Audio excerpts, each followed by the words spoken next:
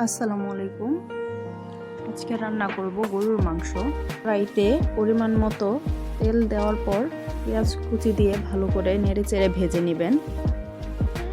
তারপর এলাচ, দারচিনি, একটু কাঁচামরিচ দিয়ে ভালো করে নেড়েচেড়ে ভেজে নেবেন। এই পর্যায়ে একটু লবণ দিলে পেঁয়াজটা তাড়াতাড়ি সিদ্ধ হয়ে যাবে। এভাবে রান্না করলে গরুর মাংস খেতে অনেক ভালো লাগে।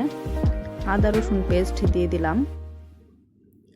এরপর হলুদ গুঁড়ো, মরিচ গুঁড়ো, জিরার গুঁড়ো, ধনিয়ার গুঁড়ো আর সামান্য একটু গরম মশলার গুঁড়ো দিয়ে মশলাটা ভালো করে কষিয়ে নেব। একটু সময় নিয়ে কষাবেন, তাহলে মশলার কাঁচা গন্ধটা চলে যাবে। এরপর মাংসগুলো দিয়ে দিব, দিয়ে ভালো করে নেড়ে চেড়ে একটু সময় নিয়ে মাংসগুলো কষিয়ে নেব। একটু সময় নিয়ে ভালো করে মাংসটা কষিয়ে নেবেন। এই পর্যায়ে আমি একটু টমেটো পেস্ট দিয়ে দিলাম।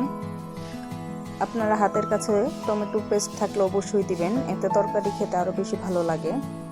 গরুর মাংস বা মুরগির মাংসে টমেটো পেস্ট দিলে খেতে খুবই ভালো লাগে। সময় নিয়ে কষিয়ে ভালোভাবে রান্না করে নিলাম। এভাবে একদিন রান্না করে খেয়ে দেখবেন। সবাই আমার চ্যানেলটিকে ফলো দিবেন। আসসালামু আলাইকুম।